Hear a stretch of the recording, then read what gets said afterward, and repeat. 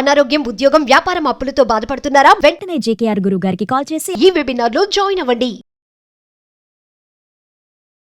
Hi viewers, India's largest digital media network Suman టీవీకి స్వాగతం. ప్రస్తుతం మనతో ఉన్నారు మోటివేషనల్ స్పీకర్ రామ్ గుల్లు గారు. నమస్తే అండి. నమస్కారం నాన్నగారు. మన సొసైటీ గురించి మనం మాట్లాడుకుంటే మనం ఏం చేసినా తప్పే అయిపోతుంది అనమాట. కూర్చున్నా తప్పే, నిల్చున్నా తప్పే, నోరు విప్పినా తప్పే, ఏం చేసినా తప్పే అయిపోతుంది. అంటే మంచికి పోయి కూడా చాలా విమర్శలు తీసుకోవాల్సి వస్తుంది. అలాగే చాలా విషయాల్లో తప్పులు పడుతూ ఉంటారు. సో ఇలాంటి సొసైటీలో ఉన్నప్పుడు మనం ఎలా ఉండాలి? ఆ విమర్శలు మనకు వచ్చినా కూడా మనం ఎలా తట్టుకొని ఉండాలి? అవునండి, చాలా మంచి క్వశ్చన్ అడిగారు.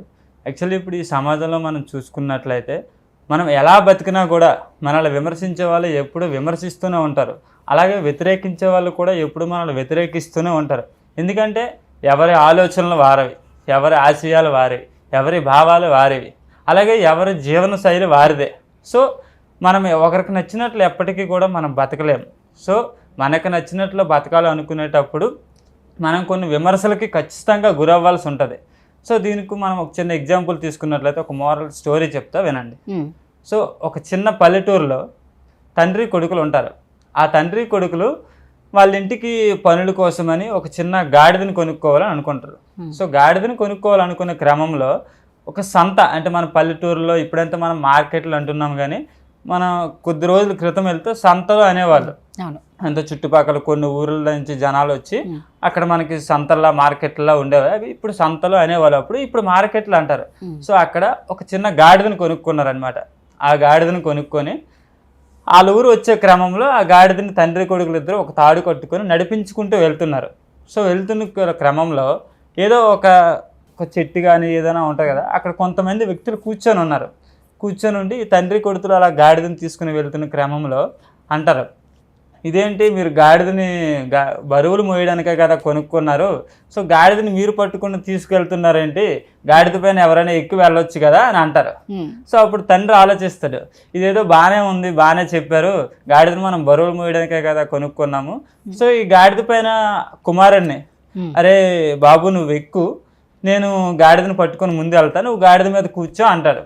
సో ఆ కొడుకు సంతోషంతో గాడిద పైన ఎక్కి, అంటే చిన్నప్పుడు మనకు చాలా సంతోషంగా అనిపిస్తుంది కదా, గాడిద పైన వెళ్తాము లేదా ఏనుగు పైన వెళ్తాము అంటే, అలా కొడుకు ఎక్కగానే తీసుకుని వెళ్తారు.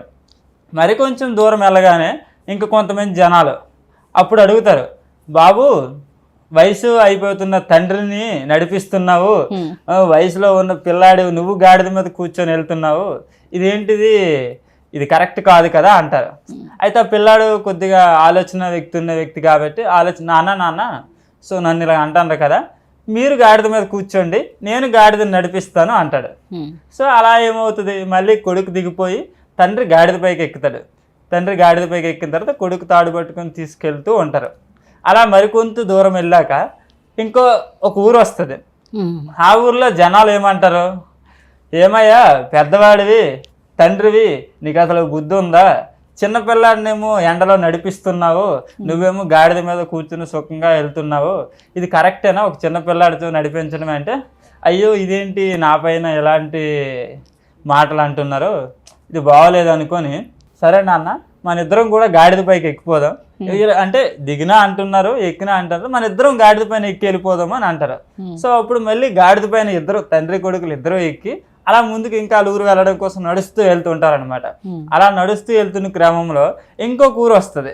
ఇంకొక ఊర్లో జనాలు ఏమంటారు, అరే మీ ఇద్దరు తండ్రి కొడుకులకి నిజంగా బుద్ధి లేదు, ఒక మూగజీవి నోరు లేని జీవి పైకి మీరు ఇద్దరు ఎక్కిపోయి సుఖంగా కూర్చొని నడిచి వెళ్తున్నారు, నిజానికి గాడిదకి కలిగే బాధ మీకు కలిగితే ఎలా ఉంటుంది, ఒక నోరు లేని జీవి పైన ఇంత బరువు ఎత్తి మీరు మోపిస్తున్నారు, గాడిద అది కాదు, నిజంగా మీరే గాడిదలు అని అంటారు. ఓకేనండి. అలా గాడిదలు అనేటప్పుడు తండ్రి కొడుకులు ఇద్దరు ఆలోచిస్తారు, ఇదేంటిది అక్కడేమో అలా అన్నారు, ఇక్కడేమో ఇలా అన్నారు, సో ఇది కూడా తప్పేనేమో, నిజమే కదా నోరు లేని జీవి, అది మనకు చెప్పలేదు బాధ అయినా కూడా, సో మనం దిగిపోదాం, మన ఇద్దరం గాడిదని మోసుకొని మన ఊరు వెళ్ళిపోదాం అని అంటారు. మన ఇద్దరం గాడిదని మోసుకొని వెళ్ళిపోదామని ఇద్దరు కూడా రెండు కాలు పట్టుకుని గాడిదని మోసుకుని వాళ్ళ ఊర్లోకి వెళ్ళిపోతారు. వాళ్ళ ఊర్లోకి వెళ్ళిపోయేసరికి వాళ్ళ ఊర్లో ఏమంటారు జనాలు, అరే నిజంగా మీరు వెర్రి గాడిదలా ఉన్నారు, గాడిదని కొనుక్కున్నదే మనం బరువులు మోయడానికి కదా, మీ ఇద్దరు అసలు వెర్రి గాడిదలు, బుద్ధి లేని గాడిదలు, అది ఆలోచించుకుంటే మీరు గాడిదను మోసుకొని వచ్చారు విర్రి గాడిదలాగా, ఇదేమైనా కరెక్టేనా అనుకుని ఎగతాళి చేస్తూ విమర్శిస్తూ ఉంటారు. సో ఇది ఈ స్టోరీ నుంచి మనం ఏం నేర్చుకోవచ్చు అంటారు మీరు?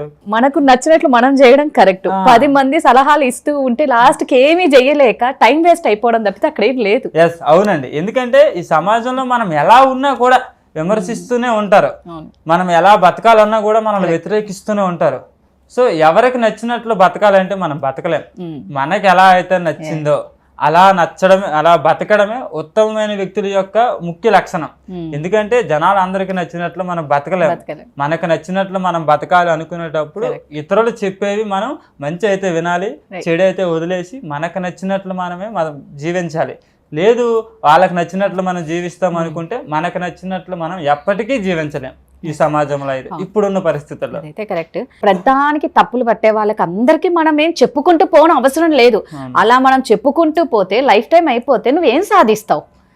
ప్రశ్నించేవాడు ప్రశ్నిస్తూనే ఉంటాడు, వెనకాల అనేవాడు అంటూనే ఉంటాడు. వాళ్ళందరినీ పక్కన పడేయాలా? మన దారేదో మనం వెళ్తేనే. లేదు అంటే మనం సచ్చేదాకా వాళ్ళకి అజమాయిషులు, వాళ్ళకు సమాధానాలు చెప్పుకుంటూ పోతే నువ్వేం సాధిస్తావు? ఇప్పుడు జనాలందరికీ నచ్చినట్లు మనం బతకలేం.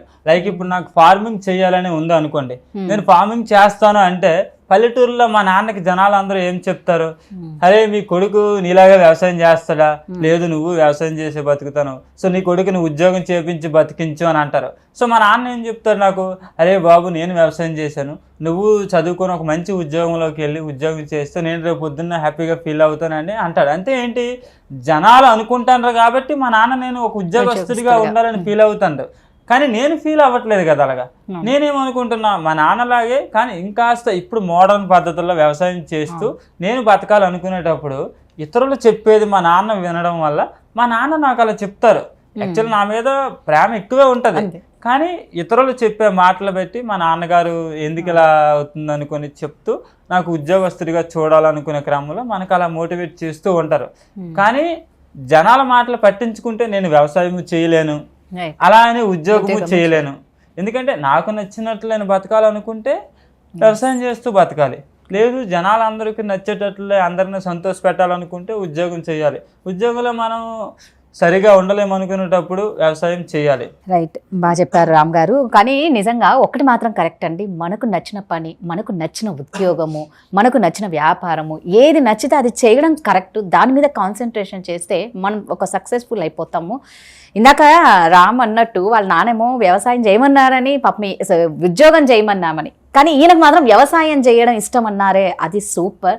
నిజంగా యూత్ అనేవాళ్ళు ఖచ్చితంగా వ్యవసాయం అనేది నిజంగా చాలా గౌరవప్రదమైందండి. నిజంగా రైతులందరికీ సాష్టాంగ నమస్కారం చేసినా కూడా తక్కువే. వాళ్ళ వల్లే ఇంత అన్నం తింటున్నాము, ఇంతగా బతుకుతున్నాం ఈ పొల్యూషన్ టైంలో కూడా, అంటే కన్నా కేవలం రైతుల వల్లే. అవునండి, ఎందుకంటే వ్యవసాయం గురించి చెప్తే సార్, నేను చిన్నప్పటి నుంచి మా నాన్నగారు నా చిన్నప్పటి నుంచి కష్టపడుతూనే ఉన్న వ్యక్తి. కనీసం అన్నం తింటున్నప్పుడు ఒక మెతుకు కింద పడిపోయినా కూడా ఆ మెతుకుని తీసి మనం తినాలి అనుకునే వ్యక్తిత్వం ఉన్న మనిషి అనమాట. ఎందుకంటే వాళ్ళు కష్టపడి చిన్నప్పటి నుంచి కష్టపడి మనల్ని పెంచారు. సో అతనికి చాలా బాధ అనిపిస్తుంది వ్యవసాయం చేసేటప్పుడు కష్టమైనా కూడా నా పిల్లలు కష్టపడతారేమో అనే భయంతో మాత్రమే మనల్ని ఉద్యోగంలోకి చేరాలంటారు. కానీ వాళ్ళకి ఎప్పుడు కూడా మనం ఏది చేసినా వాళ్ళకి సంతోషమే. తల్లిదండ్రులకు ఎప్పుడు కూడా మనం ఎలా ఉన్నా సంతోషమే. కానీ సమాజంలో వ్యక్తులు చెప్పే మాటలు బట్టి మనం అలా ఉండాలి ఇలా ఉండాలని వాళ్ళు అలా చెప్తూ ఉంటారు. కానీ అవన్నీ మనం పట్టించుకోవాల్సిన పని లేదండి. మనకు నచ్చినట్లు మన పేరెంట్స్ దగ్గర మన ఊరిలో మనం హ్యాపీగా ఉండాలంటే మనకు నచ్చిందే మనం చేసుకోవాలి. అలాగని విమర్శించే వాళ్ళ మాటలు మనం పట్టించుకోవాలి. అది మనకు ఉపయోగపడితే. అది ఉపయోగపడదు అనుకునేటప్పుడు ఖచ్చితంగా వాటిని క్విట్ చేసి మనం ముందుకు వెళ్ళాలి. అలాగని మనల్ని విమర్శిస్తారని కూడా మనం బాధపడవలసిన పని లేదు. ఎందుకంటే అందరూ విమర్శించలేరండి.